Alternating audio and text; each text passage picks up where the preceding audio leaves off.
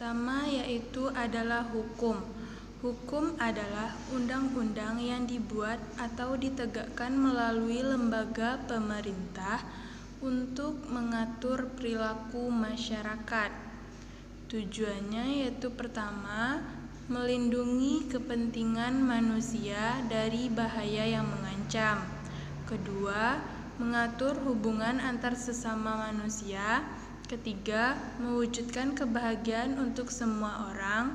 Keempat, menjamin ketertiban. Sumber hukum. Sumber hukum ada dua, yaitu sumber hukum material dan sumber hukum formil.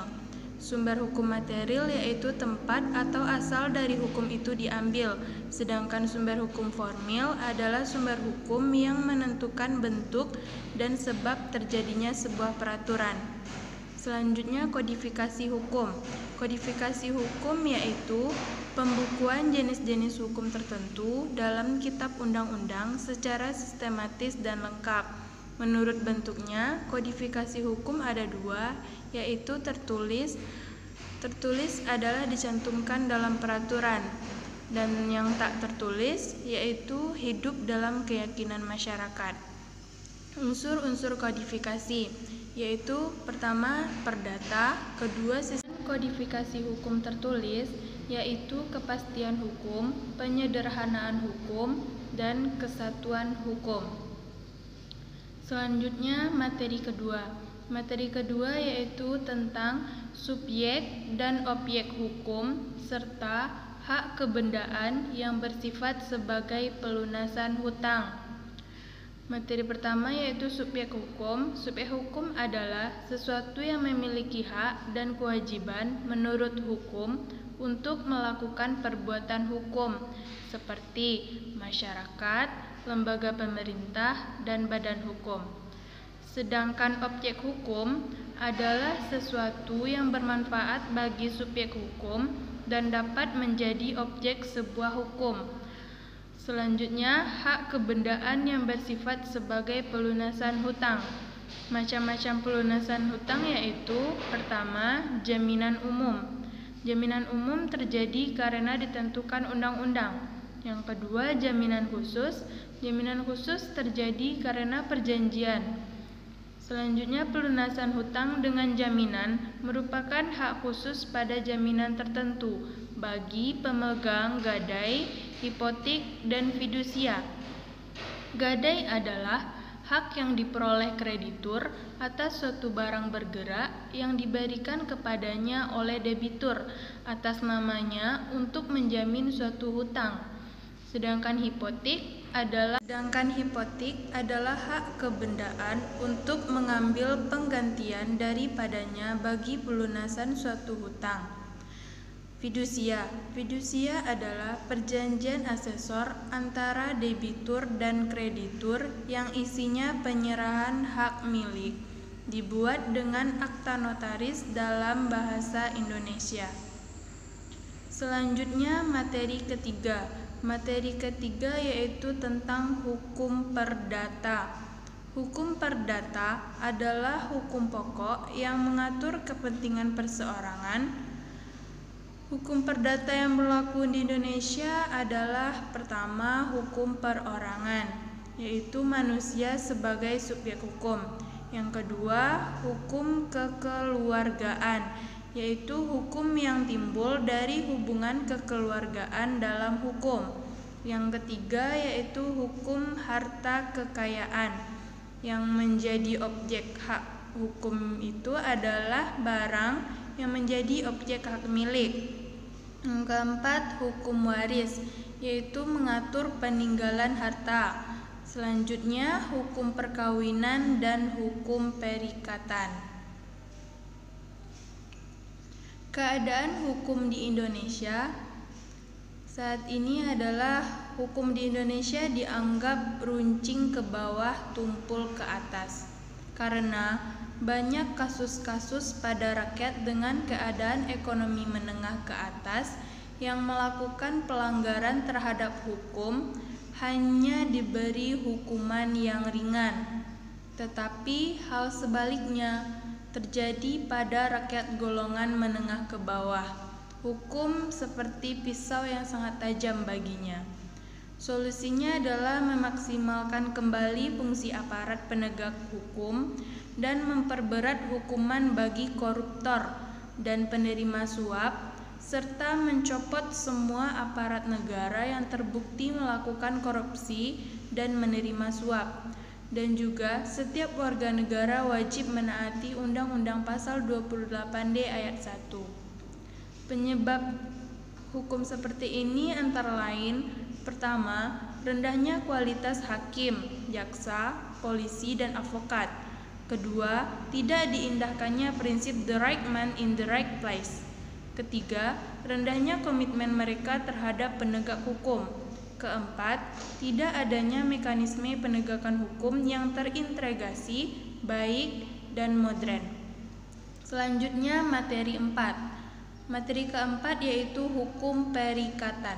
Hukum perikatan adalah suatu hukum dalam lapangan harta kekayaan antara dua orang atau lebih, di mana yang satu berhak dan yang satu lagi berkewajiban atas sesuatu.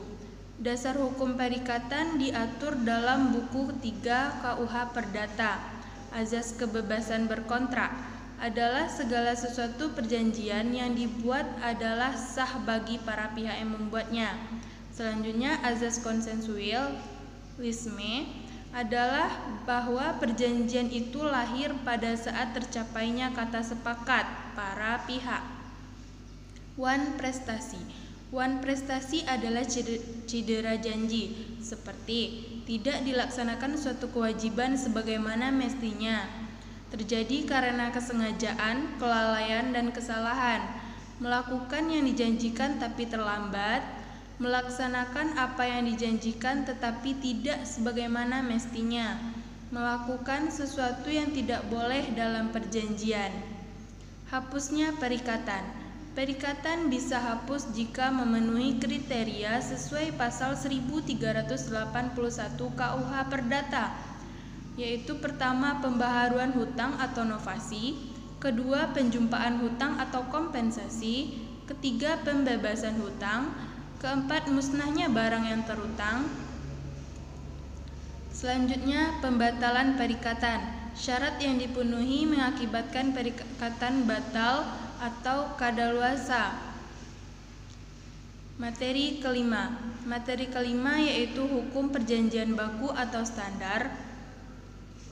Perjanjian baku adalah suatu perjanjian yang di dalamnya telah terdapat syarat tertentu yang dibuat oleh pihak pengelola atau pengembang. Macam-macam perjanjian tertulis dalam bentuk yang pertama yaitu tertulis, yaitu dalam bentuk tertulis. Yang kedua, lisan, wujudnya lisan. Yang kedua, perjanjian cuma-cuma, memberikan keuntungan kepada yang lain tanpa menerima manfaat baginya. Yang selanjutnya, perjanjian beban, yaitu menerima manfaat baginya. Yang selanjutnya, perjanjian sepihak, yaitu kewajiban kepada salah satu pihak saja. Perjanjian timbal balik, yaitu menerima kewajiban dan hak kepada kedua belah pihak. Syarat sah perjanjian diatur dalam pasal 1320 KUH Perdata.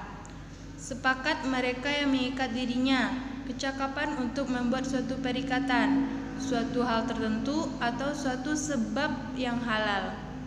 Saat lahirnya perjanjian. Saat lahirnya perjanjian yaitu pada saat ada kata sepakat. Selanjutnya, materi ke-6. Hubungan perdata dengan hukum dagang. Hukum perdata adalah hubungan yang mengatur kepentingan orang yang satu dengan yang lainnya atau kepentingan perseorangan.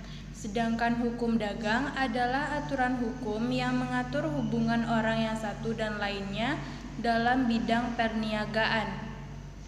Hukum dagang merupakan perluasan dari hukum perdata.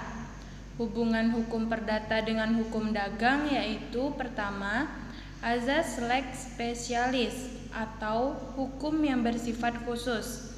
Yang kedua, asas lex generalis atau hukum yang bersifat umum. Selanjutnya, materi ke-7. bentuk badan usaha, perseroan terbatas, koperasi, yayasan, dan badan usaha milik negara. Pertama, bentuk badan usaha. Badan usaha adalah kesatuan yuridis dan ekonomis yang menggunakan modal dan tenaga kerja untuk mencari keuntungan. Selanjutnya, contohnya perusahaan perseroan. Perusahaan dagang atau usaha dagang merupakan perusahaan perseorangan yang biasanya dilakukan oleh satu orang pengusaha. Usaha berbadan hukum. Di dalamnya terdapat aset pemilik dengan harta kekayaan. Badan usaha dari proses pendiriannya membutuhkan pengesahan dari pemerintah seperti PT dan koperasi. Badan usaha bukan berbadan hukum, yaitu seperti firma, CV, persekutuan perdata. Ini adalah pihak yang bekerja sama merupakan orang terdekat dan dalam skala yang belum begitu besar. Materi selanjutnya perseroan terbatas. Perseroan terbatas ada dua macam, yaitu tertutup atau biasa. Terbuka, yaitu melakukan penawaran umum sesuai dengan Undang-Undang Pasar Modal. Contohnya PT Pertamina, PT Kimia Farma Terbuka, dan lainnya. Selanjutnya koperasi. Koperasi adalah gerakan ekonomi rakyat yang berdasarkan atas azas kekeluargaan. Contohnya KUD, yaitu Koperasi Simpanan Pinjaman Unit Daerah. KPS, Koperasi Pasar. KKD, Koperasi Kredit, dan lain-lainnya. Yayasan. Yayasan ada dua jenis, yaitu yayasan yang didirikan oleh pemerintah dan yayasan swasta atau perseorangan. Contoh yayasan yaitu Yayasan Beasiswa Super Semar, Yayasan Muhammadiyah, dan lainnya. Materi terakhir yaitu badan usaha milik negara.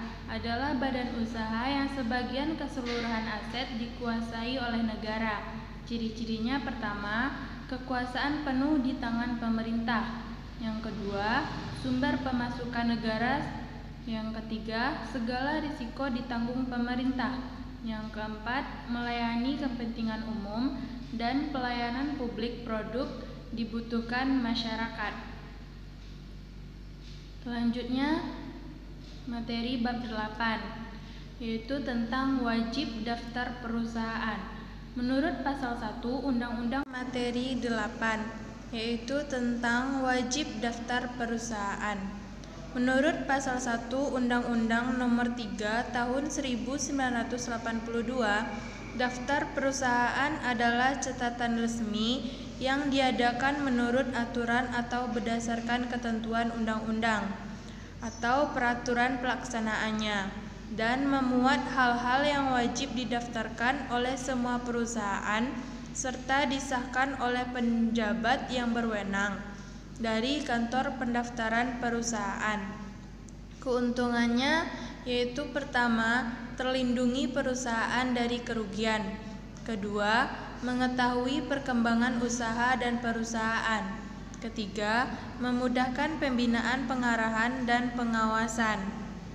Pertanggungjawabannya yaitu membantu menyelesaikan masalah kerugian baik dari persaingan tidak jujur atau lainnya.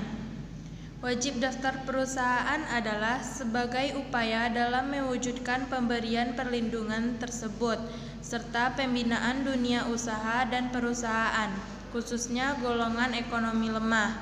Dalam penyusunan ini diperhatikan pada kebiasaan yang benar-benar hidup dalam masyarakat pada umumnya dan dunia usaha pada khususnya.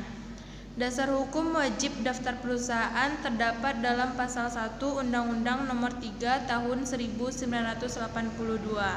Materi 9. Materi 9 membahas tentang hak kekayaan intelektual atau haki.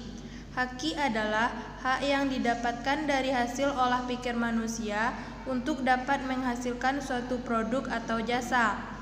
Prinsip haki yaitu pertama, prinsip ekonomi, memiliki manfaat serta nilai ekonomi bagi pemilik hak cipta.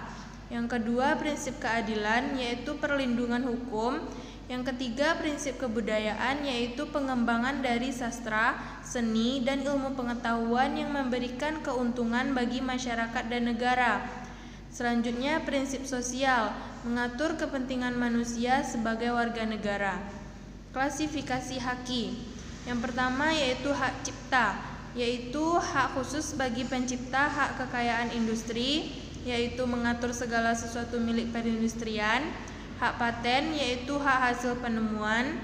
Hak merek, yaitu tanda yang memiliki daya pembeda dalam kegiatan perdagangan barang dan jasa. Selanjutnya materi 10. Hak cipta, hak paten, hak merek, desain industri, dan rahasia dagang ke Ditjen Haki. Hak cipta adalah hal khusus bagi pencipta yang mencakup ilmu 12, yaitu tentang anti monopoli dan persaingan usaha tidak sehat. Menurut Undang-Undang Nomor 5 Tahun 1999 menyebutkan pengertian monopoli yaitu suatu bentuk penguasaan atas produksi dan atau pemasaran barang dan atau penggunaan jasa tertentu oleh satu pelaku atau satu kelompok pelaku usaha. Sedangkan persaingan usaha tidak sehat menurut Undang-Undang Nomor 5 Tahun 1999 adalah persaingan antar pelaku usaha dalam menjalankan kegiatan produksi dan atau pemasaran barang atau jasa yang dilakukan dengan cara tidak jujur atau melawan hukum atau menghambat persaingan usaha. Azas dan tujuan anti monopoli dan persaingan usaha tidak sehat. Azasnya yaitu Undang-Undang Nomor 5 Tahun 1999 tentang larangan praktek monopoli dan persaingan usaha tidak sehat atau Undang-Undang Anti Monopoli yang berazaskan demokrasi ekonomi dengan memperhatikan keseimbangan antara kepentingan pelaku usaha dan kepentingan umum, mempunyai peranan yang sangat penting dalam mewujudkan iklim usaha yang sehat di Indonesia. Tujuannya pertama, menjaga kepentingan umum dan meningkatkan efisiensi ekonomi nasional sebagai salah satu upaya untuk meningkatkan kesejahteraan rakyat. Kedua, mewujudkan iklim usaha yang kondusif melalui pengaturan persaingan usaha yang sehat, sehingga menjamin adanya kepastian kesempatan berusaha yang sama bagi pelaku usaha besar, pelaku usaha menengah, dan pelaku usaha kecil. Ketiga, mencegah praktik monopoli dan atau persaingan usaha yang tidak sehat yang timbul oleh pelaku usaha. Keempat, menciptakan efektivitas dan efisiensi dalam kegiatan usaha. Program kepatuhan persaingan usaha yaitu menjaga nama baik dan reputasi perusahaan dianggap dapat menjadi dan memiliki etika moral yang tinggi. Terciptanya dan terjaganya prosedur baku internal perusahaan terkait kepatuhan terhadap Undang-Undang Nomor 5 Tahun 1999, meminimalkan konsekuensi biaya yang timbul akibat ketidakpatuhan terhadap Undang-Undang Nomor 5 Tahun 1999, dan program kepatuhan persaingan usaha mendorong perusahaan untuk memelihara nilai-nilai persaingan usaha yang sehat sehingga perusahaan menjadi kompetitif dan inovatif. Selanjutnya materi 14 yaitu pengertian sengketa, cara penyelesaian dan perbandingan antara perundingan, arbitrasi dan litigasi. Sengketa dalam bahasa Indonesia adalah pertentangan atau konflik, berarti adanya opisi atau pertentangan antara orang-orang, kelompok-kelompok atau organisasi-organisasi terhadap satu objek permasalahan. Kelebihan penyelesaian sengketa melalui pengadilan ialah ruang lingkup pemeriksaannya yang lebih luas karena sistem peradilan di Indonesia terbagi menjadi beberapa bagian, yaitu peradilan umum, peradilan agama, peradilan militer, dan peradilan tata usaha negara, sehingga hampir semua jenis sengketa dapat diperiksa melalui jalur ini. Kelemahan penyelesaian sengketa melalui pengadilan ialah kurangnya kepastian hukum dan hakim yang awam. Pada dasarnya hakim harus paham terhadap semua jenis hukum. Selanjutnya materi 10 yaitu hak cipta, hak paten, hak merek, desain industri, dan rahasia dagang ke Ditjen Haki. Pertama, hak cipta. Hak cipta adalah hak khusus bagi pencipta yang mencangkup ilmu pengetahuan, teknologi, dan seni. Ciptaan yang dapat dilindungi yaitu pertama buku, program komputer, pamflet, perwajahan atau layout, karya tulis yang diterbitkan dan semua hasil karya tulis lainnya. Kedua, ceramah, kuliah, pidato, dan ciptaan lain yang sejenis dengan itu. Ketiga, alat peraga yang dibuat untuk kepentingan pendidikan dan ilmu pengetahuan. Keempat, lagu atau musik dengan atau tanpa teks.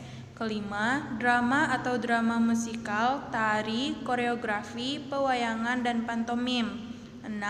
Seni rupa dalam segala bentuk seperti seni lukis, gambar, seni ukir, seni kaligrafi, seni pahat, seni patung, kolase, dan seni terapan. 7. Arsitektur, 8. Peta, 9. Seni batik, 10. Fotografi, 11. Terjemahan, tafsir, saduran, bunga rampai, dan karya lain dari hasil pengalih wujudan. Materi selanjutnya hak paten.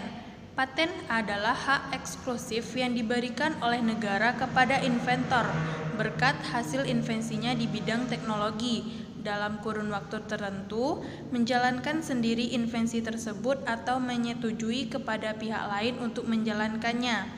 Unsur utama dari paten adalah invensi.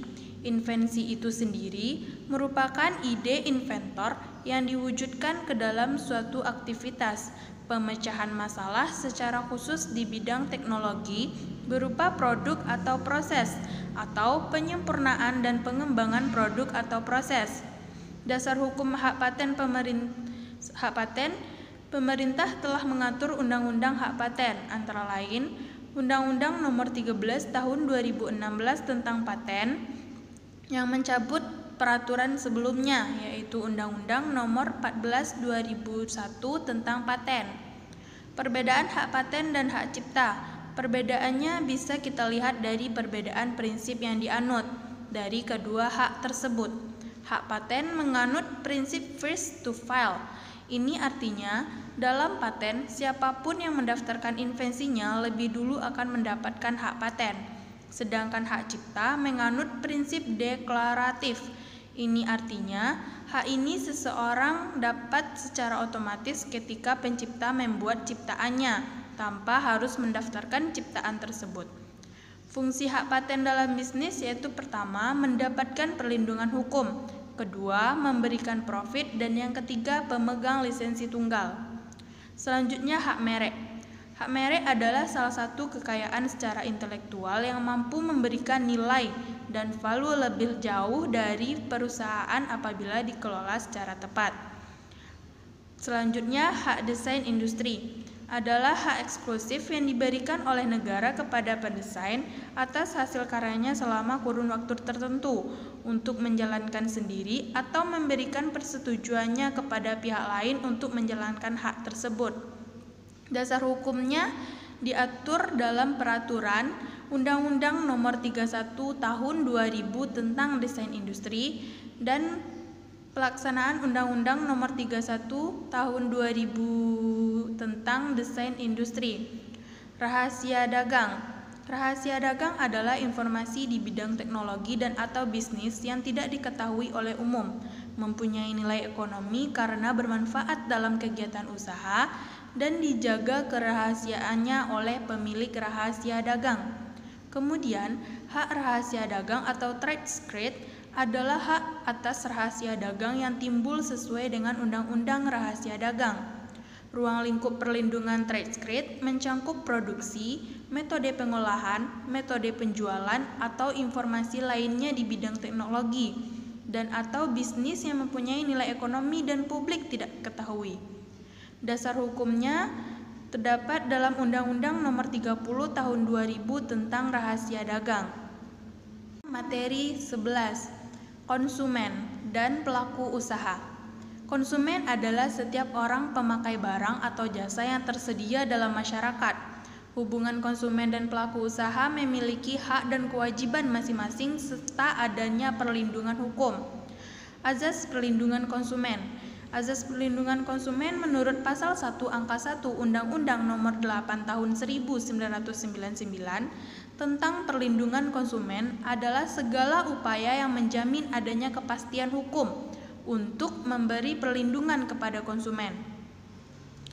Pelaku usaha. Pelaku usaha adalah setiap orang perseorangan atau badan usaha, baik yang berbentuk badan hukum maupun bukan badan hukum, yang didirikan dan berkedudukan atau melakukan kegiatan dalam wilayah hukum negara Republik Indonesia, baik secara sendiri maupun bersama-sama, melalui perjanjian penyelenggaraan kegiatan usaha dan berbagai bidang ekonomi.